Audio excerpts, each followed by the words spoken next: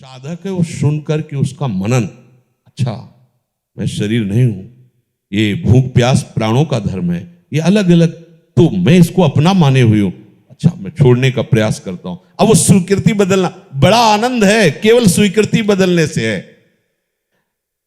जब आसन लगा के बैठे ना, थोड़ी देर में यहां दर्द शुरू हो जाता है, जैसे कठोर आसन, सिद्धासन, पद्मासन आदि प्रारंभ की बात करें, जहां दर्द शुरू हुआ, नहीं नहीं मैं शरीर नहीं हूं, वो और दर्द बढ़ रहा है, नहीं नहीं मैं शरीर नहीं हूं, तभी उस दर्द को क्रॉस करने के बाद फिर सामर्थ्य आती है कि आप कई घंटे बैठे रह सकते हैं। 45 मिनट के बाद भीषण कष्ट शुरू होता है, ऐसा लगता है टूट गई जांग, दर्द शुरू, सहन है। ये केवल विचार से सहनशीलता आई, ये केवल विचार से सब कष्ट सहने के। किडनी खराब शरीर की, मेरी थोड़ी है। जैसे साउंड खराब हो गया तो आवाज घरघराने लगी, लेकिन आवाज बोलने वाला अलग है, साउंड अलग है। ऐसे ही आवाज बोलने वाला अलग, साउंड, ये शरीर, इसलिए हर स्थिति में उत्साह बना रहता है। चलो ये मेरा स्वरूप नहीं, चलो मस्त। गुरु कृपा से, श्री जी की कृपा से कभी स्वीकार नहीं हुआ कि मैं बीमार हूं, कभी नहीं। इसलिए एकदम नवीन चेतना, नवीन आनंद केवल स्वीकृति से है। अभी स्वीकृति हो जाए कि मैं तो डायलिसिस मैन हूं, किडनी फेलियर हूं, तो ऐसा नहीं बोलने आएंगे, वहीं पड़े रहेंगे। स्वीकृति का चमत्कार होता है, अद्भुत चमत्कार। सच्ची कहते हैं बस स्वीकृति बदलनी है। अनेक जन्मों की साफ शुभ अशुभ कर्मों को भस्म करके स्वीकृति आपको प्रियाजू के दासत्व से युक्त कर देगी। शरीर राग में मत फंसो। ये सुख दुख, ये लाभ हान, ये मान अपमान, ये जन्म मृत्यु एक भ्रम है। जासु कृपा सब भ्रम मिट जाई, सब भ्रम मिट जाई है? गुरु प्रसन्न, साहब अनुकूला, मिटी सकल कल्पित भय सूला। ये कल्पनात्मक है। आप कहोगे पीट रहे हैं, तुम्हें कल्पनात्मक लग रहा है। भैया स्वप्न में हो, इसलिए जब जागोगे तो आपको भी ऐसा ही लगेगा। इसलिए प्रभु श्री कृष्ण ने ही रचना की है। ये जो त्रिगुणात्मिका माया है प्रभु की ही है। विश्वोत्पत्त्यादि हेतवे, इस विश्व के उत्पत्ति पालन और संहार का हेतु कौन है? सच्चिदानंद रूपाय विश्वोत्पत्त्यादि हेतवे। और इसी त्रिगुणात्मिका माया के ताप से बचाने वाले कौन है? तापत्रय विनाशाय श्री कृष्णाय वयम नुमा। वही प्रभु बोल रहे शरीर से राग मत कर। और हम सब जितना भी कुछ कर रहे हो शरीर राग के अंतर्गत ही कर रहे, थोड़ा समझना पड़ेगा। हम लोग सोचते हैं कि धीरे धीरे आगे चलकर ऐसी स्थिति आएगी, इतनी सामग्री ही नहीं इकट्ठा होने देते, राग द्वेष सब बहाते रहते हैं। वही बात चलनी में गैया दुहै और दैव दोष को दे, हरि गुरु कहो न माने अपनो ही फल। जो हमारी वृत्ति अगर ये इस बात में फंसी रही तो बहुत गड़बड़ हो जाएगा। एक बार कमर कस के इस शरीर को स्वाहा करो। स्वाहा क्या स्वाहा करना? आग में झोंक देना है? नहीं, मैं नहीं हूं, मेरा नहीं है। तो क्या है? ये प्रभु की धरोहर है, प्रभु को दिया। अपना तो बड़ा सरस भाव है। तनुवांग मनोभीर, ये शरीर, ये मन, ये वाणी, अब जैसा भी है प्रभु के लिए समर्पित करते हैं। समर्पित करने पर अब तुम्हारा अधिकार नहीं है कि मुझे ये भोगने की इच्छा है, मुझे सूंघने की इच्छा है। नहीं, अब तुम्हारा नहीं रह गया। चाहे इस पद्धति से मिटा दो, चाहे ज्ञान पद्धति से मिटा दो, शरीर राग मिटाने पर ही भगवत अनुराग प्रकट होता है। जैसे नाम जप है, ये कोई क्रिया नहीं है, ये त्रिगुणातीत सच्चिदानंद में प्रभु का जो नाम है, ये हमारा स्वरूप है। जो हमारी आत्मा है वही नाम है, वही धाम है, वही रूप है, वही लीला है। ये आत्मरति है, ये कोई क्रिया नहीं। ये त्रिगुणातीत है नाम, त्रिगुणातीत है धाम, त्रिगुणातीत है रूप, त्रिगुणातीत है लीला। जब आप इस शरीर को, जिसको मैं मान लिया है, इसको प्रिया प्रीतम की सेवा में गुरु आज्ञा से लगा देंगे तो आपको ये लगाना नहीं पड़ेगा अटकल कि मैं शरीर हूं कि नहीं हूं, मैं आत्मा हूं, मैं क्या हूं। ये जानना नहीं पड़ेगा।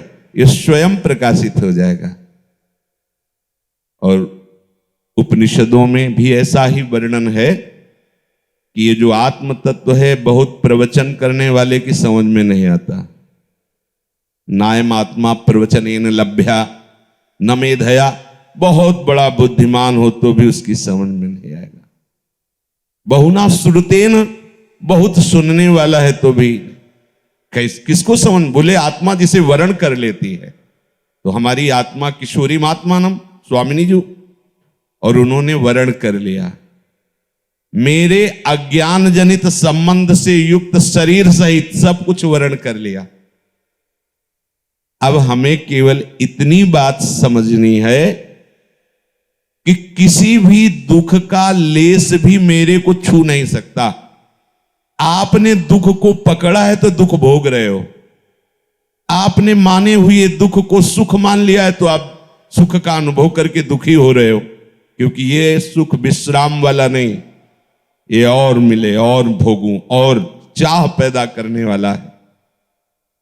अगर आपने स्वीकृति श्री जी की कर ली है तो अपने आप आपको ये बोध हो जाएगा स्वरूप का, अपने आप शरीरों का राग छूटता चला जाएगा, चमत्कार प्रकट हो जाएगा। अब ये जब हम इस मार्ग में चलते हैं तो हमारे शरीर धर्म को लेकर के बड़ी सी कठिनाइयां आती हैं। उसके लिए आवश्यक है समझना, तुम कभी नहीं मरने वाले हो, तुम्हें कोई नहीं मार सकता, तुम किसी को नहीं मार सकते। हाँ, जो मरने वाला शरीर है वो मरेगा ही, तुम उसे बचा नहीं सकते। फिर क्यों अपने कर्तव्य में ढीले पड़ रहे हो कि हमारा शरीर अस्वस्थ है, हमें ऐसा, हमें क्यों?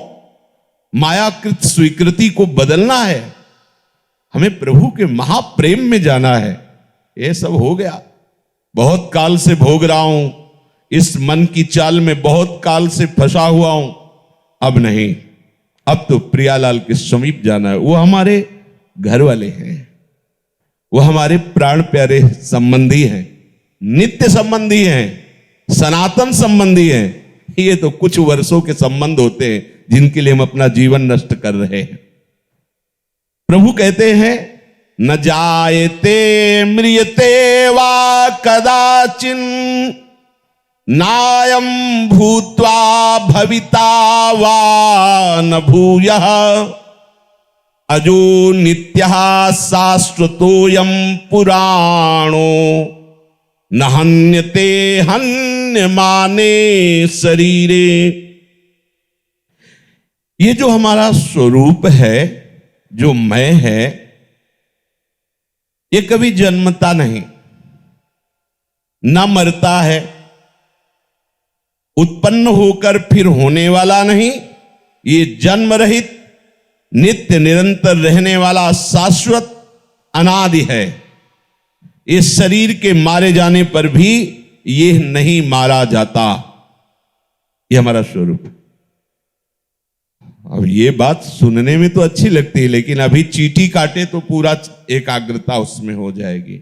थोड़ा भी भय का अवसर आवे तो सब ज्ञान अंतर ध्यान हो जाएगा, क्योंकि पूरा का पूरा मैं इस शरीर में लग गया। इस सब, अब आप सोचिए, आप जीवित हैं, मरे नहीं, पर आपके शरीर के किसी अंग को चेतना शून्य कर दिया गया तो काट दिया जाए तो नहीं समझ में आता।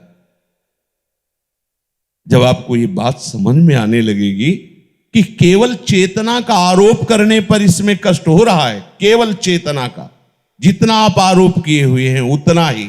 देखो, हम एक जीवित संत की दिनचर्या देखी, हमें वहां वाराणसी में पता चला कि आप जहां 80 घाट पे अपनी दिनचर्या करते हैं, यही एक संत रहते हैं। ऐसे दिव्य संत हैं कि 12 बजे रात्रि के निकलते हैं, तो घाट में ही रहते हैं। कभी हमने देखा नहीं, शायद 12 बजे मतलब 11, 12, 1 ऐसे 2-3 घंटे विश्राम में निकल जाते होंगे, उस समय वो आते होंगे।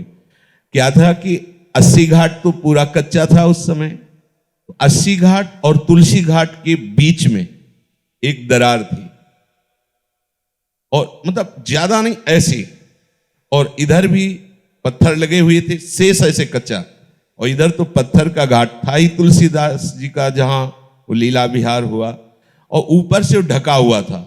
सामने एक पत्थर, बिल्कुल आप समझ नहीं सकते कि यहाँ कोई दरार, उस दरार में रहते थे वो महात्मा। हमने ठानी कि उनसे मिलना है, अब वहीं रहते थे, घाटों में ही रहते थे। आज सोना नहीं, आज देखना ठीक वो 12, वो हमारे पास दुप दुप वाली घड़ी जो 10-20 रुपया की मिलती है ना, वो उसको रखते थे समय के लिए। तो ठीक 12 बजे कृष्ण शरीर, ऐसे जैसे पैसे पहले गांव में लंगोट पहनते थे, बस उतनी मार्किंग, केवल लंगोट जैसी, कृष्ण गौर वर्ण एकदम, ऐसे सुनहले बाल, तेजस्वी स्वरूप। रात्रि में निकले, आचमन किया, गंगा जी को साष्टांग प्रणाम किया, बहुत देर ऐसे लेटे रहे। फिर गंगा, तब तक हमारी हिम्मत नहीं पड़ी कि उनको टोकें, पर जब वो वापस हो रहे तो लगा फिर चले जाएंगे, बात करें इनसे। तो आगे जाके हमने प्रणाम किया, तो घूम के ऐसे खड़े हो गए। महाराज जी बस कुछ शब्द आप बता दीजिए, हमें आपसे बात करने की बहुत इच्छा है। ऐसा ऐसा बिल्कुल सरस, ऐसे अमृतमय वचन निकले जैसे कोई बहुत मादक वस्तु पिए हुए हो। वो महाराज जी पहली बात तो हम ये जानना चाहते हैं कि आप रहते कहाँ हो। अभी आपको इधर से जाते हुए देखा, तो उन्होंने झकवाया, तो बड़ी लंबी, बस इतनी, आदमी घुटने के बल भर अंदर चला जाए, और बाहर से वो पत्थर ऐसे ऐसे करके लगा लेते थे। महाराज जी इतनी गर्मी, वहां वायु शुद्ध ना मिले अंदर, ऐसा आप कैसे रह लेते हैं? उनका अभ्यास, आप शरीर राग के कारण ऐसा सोचते हैं, अन्यथा नहीं। उनका दिन में तो कभी आपको देखा नहीं, बोले निकलते ही नहीं। इधर इधर पक्का था, बीच में कहीं कच्चा रज तो होगा ही, तो अपना अगर कभी लघु शंका आदि लगती होगी तो जैसा कुछ विधान हो उसी के अंदर। रात्रि में एक बार निकलता हूं, गंगा स्नान कर अभी वस्त्र बदलूंगा, और एक जहां कोई भी भोजन पा सकता था, वो हमें नाम स्मरण नहीं है, पर वो धनी पुरुषों के द्वारा ऐसा चलाया जाता था, क्योंकि काशी विरक्तों का गढ़ है। कोई भी अवधूत, सन्यासी, परमहंस, ब्रह्मचारी, कोई भी वहां जा, कोई चिट्ठी विट्ठी का नहीं, कभी भी जाकर के यदि वो भूखा है, वैसा कहता है, वहां सैकड़ों संत पाते थे। जो ज्यादा हो, मान लो परोस दिया गया, नहीं पाए तो डिब्बा में ऐसे फेंक देते थे, और वो दूसरे दिन सुबह बदला जाता था, क्योंकि साफ करने वाले सुबह। तो उन संत भगवान ने कहा, मैं रात्रि में जाता हूँ, उन पत्तलों में जो भी लगा होता है वो निकाल लाता हूँ, और यहीं गंगा जी के तट पर पा करके आचमन करके फिर अंदर हो जाता हूँ, और निरंतर स्वरूप चिंतन में मगन है। लगा कि ये भी, हम तो समझ रहे थे हम बड़ी तपस्या कर रहे हैं, घाटों में पड़े रहते किसी से, ये जीवन, और ये कोई 1-2 दिन की दिनचर्या नहीं, 10 वर्ष से थी। और सोचो कैसा जीवन, केवल उस दराज में एक जीव की तरह पड़े रहना, कैसा मन मार लिया उन्होंने, कैसी स्वरूप। तो ये जब तक हम इसे मैं समझते हैं, महकुआ साबुन, ये वो, अरे काहे को फंस रहे हो, ये तुम नहीं हो। कई बार सुनाया है, अगर ये बात नहीं समझोगे आप तो इसी में फंसे रहोगे। ज्यादातर प्रश्न इसी के आते हैं, ज्यादातर आपको भजन ना करने देने वाला यही है, यही शरीर राग। गंगा के किनारे जब हम भ्रमण कर रहे थे, तो तरी नाम का स्थान है, एक तरी, वहां सुरेशानंद अवधूत नाम के महात्मा रहते थे। उनके दर्शन के लिए गए, तो बीच में एक संत मंडली हमें नैमी सारण की मिली थी, तो कुछ समय तक उनके, तो उस समय मंडली के हिसाब थे 10-12, सब ब्रह्मबोध संपन्न महापुरुष, विरक्त, तो बड़ा सुख मिलता था उनके संग से। वहां गए, उन्होंने जे देखा, वो ऐसे दिगंबर रहते थे, कभी कोई माता बहन आवे तो ऐसे ही एक वस्त्र, ऐसे ही, मतलब आप देखना चाहो तो देख सकते हो, दिगंबर हैं वो, ऐसे ही नाम मात्र का एक ऐसे ऐसे डाल लिया, ऐसे पूरा शरीर का चमड़ा जो है ऐसे महाराज जी का हो गया था। गर्मी, सर्दी, बरसात, जीव जंतु, मच्छर, कोई राग नहीं शरीर से। अब उनकी हम भावना बता रहे, सब संत, अरे गुरु जी आए, गुरु जी आए, सब संतों से ऐसे मिल रहे हैं जैसे बहुत समय से हमारा उनका परिचय रहा हो। सबको बैठाना, और जो उनके निज जन थे उनको बोला, हाँ गुलगुला बनाओ, खीर बनाओ, पुआ बनाओ, ये ऐसे बहुत सी सामग्री बनवाई, स्वयं परोस रहे संतों को। ऐसा प्यार, बड़ा हृदय से। ऐसे भी संत होते दिगंबर, जैसे बंदर के पार्श्व भाग में ढट्ठे होते हैं ना, ऐसे उनके पुट्ठों में ढट्ठे बने हुए थे। ऐसे मान लो पत्थर में बैठे तो ऐसे, अब गर्म पत्थर तो चमड़े की हालत। कैसा कैसा निरपेक्ष स्वरूप। अब दिन में तो समय नहीं मिला, जब रात्रि में तो हमने पूछा वहां के लोगों से कि महाराज जी कहाँ होंगे, तो उनकी कुटिया है वहां। तो गए कुटिया, बस ऐसे एक छोटी सी कुटिया और तखत, तखत के ऊपर कुशासन, कुशासन के ऊपर कुछ नहीं, केवल कुश जो चुभता है। और गए तो उस समय संयोग से वो प्रसाद पा रहे थे, ऐसे मोटी मोटी 2 रोटी और थोड़ी ऐसी सब्जी, भरता टाइप ऐसे हाथ में लेके ऐसे पा रहे थे। तो जाते ही आओ गुरुजी, एकदम मधुर मृदु स्वभाव, जैसा शास्त्रों में लिखा है कि ब्रह्मबोध संपन्न महापुरुष अमृत भाषी होता है। अर्थात वो कुछ भी बोलेगा, इतना आकर्षण, इतना आपको लगेगा कि मैं सुनता रहूं, इनके समीप ही बैठा रहूं, ऐसा लगेगा। वो भगवत तत्व प्रकाशित हो जाता है। हम कहा महाराज जी हम लोगों को तो खीर पुआ और गुलगुला पवाए आपने, और आप तो कहा गुरुदेव हमारे भाग्य में, सब संतों को गुरुदेव बोलते थे, बोले गुरुदेव हमारे भाग्य में सब कहाँ लिखा है, हमारे भाग्य में तो बस यही। कैसा जीवन, दूसरे के लिए नए कम्बल मंगा रहे हैं, स्वेटर मंगा रहे हैं, आप केवल कुशासन। ऐसे ही कोई चद्दर भी नहीं बिछा, कोई चद्दर भी नहीं ओढ़ना, बस उतना चद्दर जिसे माताएं बहनें आई तो ऐसे डाल लिया। नहीं, दिगंबर, सर्दी है पर ऐसे दिगंबर। क्या हुआ, क्या क्यों नहीं बिगड़ रहा उनका कुछ? क्योंकि उन्होंने निश्चय कर लिया, गलत स्वीकृति को हटाकर स्वरूप स्थिति में आ गए, मैं शरीर नहीं हूं बस। तो हम जितना शरीर राग में फंसे, देखो हम कहते हैं रज लगाओ, ऐसे रहो, शरीर राग मिटाने के लिए ही तो। रजरानी आपके रजोगुण का नाश कर देंगी, रजोगुण से जो आपको शरीर आसक्ति उसका नाश हो जाएगा। ये छोटी मोटी बात नहीं जो आप रज लगा। अहो भाग्य जो रज शिव शनकादि की याचत, सो रज शीस चढ़ाऊं, किशोरी तेरे चरणन की रज पाऊं। समझ में नहीं आ रहा। हमारे हृदय में जो शरीर राग है, ये हमें भगवदानंद प्राप्त नहीं होने देता। अगर आप ठीक से चलोगे तो आगे आगे स्थिति आपको समझाई जाएगी, बाहर से नहीं, अंदर से सद्गुरु समझाते हैं कैसी स्थितियां जागृत होती है। एक स्थिति ऐसी आती है जिसका दर्शन कराया गया, बिल्कुल दिमाग जाम हो गया है, कुछ सोच विचार नहीं, बस केवल युगल प्रतीत हो रहे हैं, बस कुछ नहीं। मैं कौन हूं, कहां हूं, क्या करना चाहिए, क्या कर रहा हूं, कुछ बोध नहीं। एकदम कुछ दिखाई नहीं दे रहा, कुछ समझ में नहीं आ रहा, बिल्कुल आंसू चल रहे थोड़ी देर के लिए स्थिति, फिर जब चेतना है, ओहो, अब उस स्थिति को सोच के आंसू चल रहे। अरे ऐसी भी स्थिति आगे से आगे आपको दिखाई जाएगी। ये आपका आगे वाला क्लास है, ये आगे वाला। अरे आप बढ़ो तो, अब आप इसी को लिए बैठे हुए हो, इसी के राग द्वेष में। अरे ये तो जाएगा, मरेगा, आज नहीं तो कल। ये जो अपना स्वरूप है, ये न कभी जन्मता है और न कभी मरता है। ये उत्पन्न होकर फिर नष्ट होने वाला नहीं, ना उत्पन्न होने वाला है न नष्ट होने वाला है। अजो नित्यः शाश्वतोयम पुराणो, ये स्वयं प्रभु कह रहे। अजो, इस शरीरी का स्वरूप का कभी जन्म नहीं होता, बस ये जो स्वीकार कर लेता है। बहुत सूक्ष्म बात है, ये केवल विवेक से ही समझ में आएगी। आप न शरीर है, न स्त्री है, न पुरुष है, आपको कोई सुख दुख छू ही नहीं सकता, फिर भी आप परेशान हैं। ये स्वीकृति बदलनी होगी।